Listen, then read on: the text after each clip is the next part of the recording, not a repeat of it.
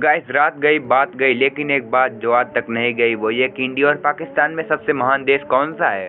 मान लो कल को अगर पाकिस्तान और इंडिया के बीच घमासान युद्ध छिड़ जाए तो कौन सा देश जीतेगा। किस देश के पास ज्यादा ताकत और मनोबल है, किस देश की टेक्नोलॉजी सबसे अव्वल है और किस देश की मिलिट्री सबसे पावरफुल है, किस देश में रहना होगा बेहतर। इग्नोर करता है पाकिस्तान, पर हम मेरे इंडियन और पाकिस्तानी सब्सक्राइबर्स हम इस बात को बिल्कुल भी इग्नोर नहीं करेंगे। गाइस हमारा ये पड़ोसी देश पाकिस्तान एक तरह से हमारा सौतेला भाई भी है और भाई भाई के बीच इसी कंपटीशन में 1947 में दोनों का बंटवारा भी हुआ। 14 अगस्त 1947 में इंडिया का एक भाग जाकर पाकिस्तान बन गया। और गाइस अब देखना यह है कि कौन सा सौतेला भाई ज़्यादा सक्सेसफुल है, इंडिया हमारी भारत माता या फिर पाकिस्तान हमारा सौतेला भाई। तो guys without wasting any time let's get started with our today session title India versus Pakistan comparison. Guys आइए देखते हैं, जब 1947 से पहले इंडिया और पाकिस्तान दोनों ने ही मिलकर एज ए इंडियन ब्रिटिशर्स का सामना किया था और आज़ादी मिलते ही दोनों देश अपने अपने रास्ते चले गए थे। फिर गाइस आज दोनों देश एक दूसरे से इतने अलग क्यों है, रीजन क्या है इस अंतर के पीछे।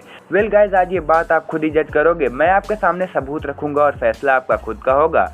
किसी भी देश की असली पहचान उस देश के नागरिकों से होती है। भारत दुनिया का ऐसा देश है जहां पर सेकुलरिज्म के नाम पे कल्चरली डाइवर्स देश है।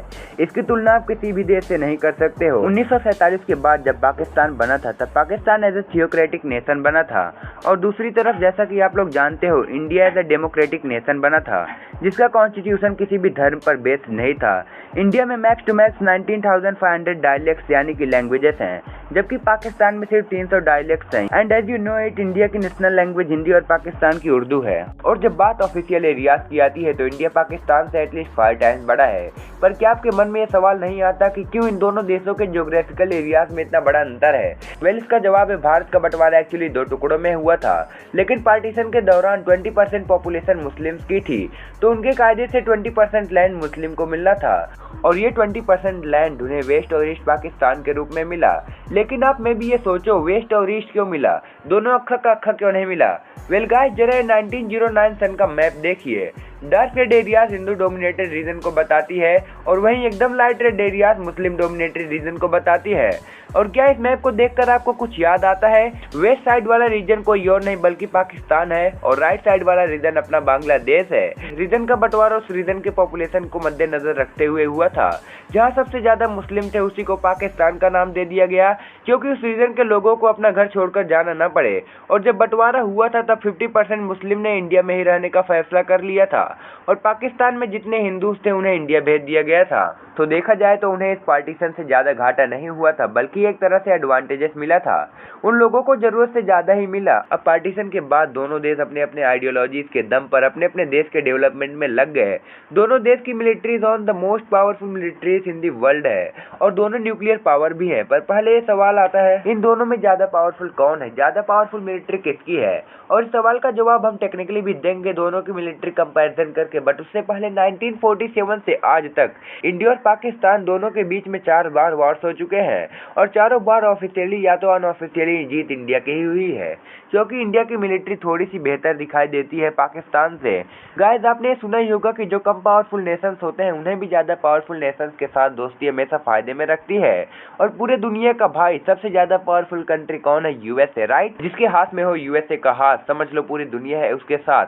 लेकिन अर्ली 2000s में यूएसए और पाकिस्तान की नई नई दोस्ती इंडिया को एक तरह से आइसोलेट कर दिया था और ये आइसोलेशन एक तरह से इंडिया पर भारी भी पड़ रहा था क्योंकि यूएसए कभी खाली हाथ नहीं आता है। लेकिन गाइस पाकिस्तान और यूएसए की दोस्ती ज्यादा टाइम तक नहीं टिकी क्योंकि यूएसए की इंटेलिजेंस एजेंसी ने कुछ ही दिनों में ये समझ लिया कि पाकिस्तान कुछ तो छुपा रहा है। पाकिस्तान के कुछ ऑफिशियल्स दरअसल अमेरिका के पीठ पीछे तालिबान फोर्सेस को अफगानिस्तान में न केवल सिर्फ शरण दी और साथ ही साथ उन्हें अमेरिकन स्ट्राइक से भी बचा रहे थे उन्हें इन्फॉर्मेशन देके। मतलब उन ऑफिशियल्स की क्या डेयरिंग थी, वो भी अमेरिका के साथ। इसी वजह से अमेरिका अपने सारे रिश्ते नाते तोड़कर पाकिस्तान से रूट कर वो इंडिया की ओर मुड़ा और इसी तरह विश्व की सबसे बड़ी और सबसे पावरफुल डेमोक्रेसी एकजुट हो गए। इससे हमें ये पता चलता है कि यूएसए भाई आज इंडिया के साथ है। लेकिन क्या कभी इंडिया को यूएसए भाई की जरूरत पड़ती है अगर कभी इंडिया और पाकिस्तान वार होता है तो? गाइस इंडियन मिलिट्री के पास टोटल 14,44,000 पर्सनल्स हैं और वहीं पाकिस्तान के पास उसका लगभग आधा 6,54,000 पर्सनल्स हैं। और जब बात उन दोनों देशों के रिजर्विस्ट पुल की होती है, मतलब वो मिलिट्री मैन जो इमरजेंसी लाइक वॉर सिचुएशन में तुरंत एक्शन में आ जाते हैं। इंडिया के पास टोटल 21 लाख रिजर्विस्ट हैं और पाकिस्तान के पास टोटल 5,50,000 रिजर्विस्ट हैं। अब आंकड़ों में क्लियरली दिख रहा है कि इंडिया जीत रहा है, लेकिन यहाँ इंडिया के लिए एक प्रॉब्लम आती है और वो ये है, ज़्यादा बड़ा रिजर्विस्ट पुल होने की वजह से उन्हें बुलाने में, उन्हें इक्विप करने में और एक्शन लेने में ज़्यादा वक्त लग जाता है। और जैसा कि आपको पता है, इमरजेंसी सिचुएशन में वक्त का कितना महत्व होता है। एक एक पल पीछे चलना फिर भी इंडिया को भारी पड़ सकता है।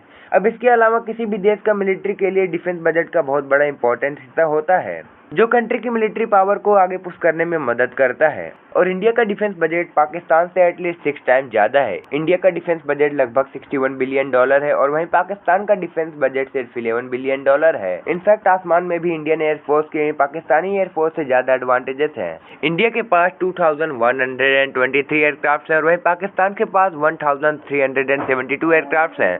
और इसके अलावा इंडियन नेवी और पाकिस्तानी नेवी के कंपैरिजन में भी इंडियन नेवी की स्ट्रेंथ और पावर पाकिस्तानी नेवी से ज़्यादा नजर आती है। जैसा कि मैंने पहले भी बताया, इंडिया और पाकिस्तान दोनों ही न्यूक्लियर पावर को प्रोसेस करते हैं, पर इससे एक कदम आगे जाकर इंडिया ने अपना खुद का मिसाइल डिफेंस सिस्टम बनाया है और इंडिया एंटी सैटेलाइट वेपन को भी प्रोसेस करता है। और मोस्ट इंपोर्टेंटली, इंडिया ने खुद का सैटेलाइट नेविगेट सिस्टम भी डेवलप किया है, जिसे नाविक या नेविक कहा जाता है। जहां पर एक तरफ इंडिया ने इतना टेक्नोलॉजिकल एडवांसमेंट हासिल कर लिया है और वहीं पर पाकिस्तान ने इतने सालों में भी बहुत कम टेक्नोलॉजिकल एडवांसमेंट हासिल किया है। गाइस, अब ऑन पेपर हमें ये पता चल गया है कि इंडिया और पाकिस्तान की लड़ाई में कौन जीत सकता है। गाइस, आपको क्या लगता है कमेंट सेक्शन में जरूर लिखिएगा और ऐसे अमेजिंग वीडियोस के लिए शेयर, सब्सक्राइब एंड लाइक। मिलते हैं अगले वीडियो में।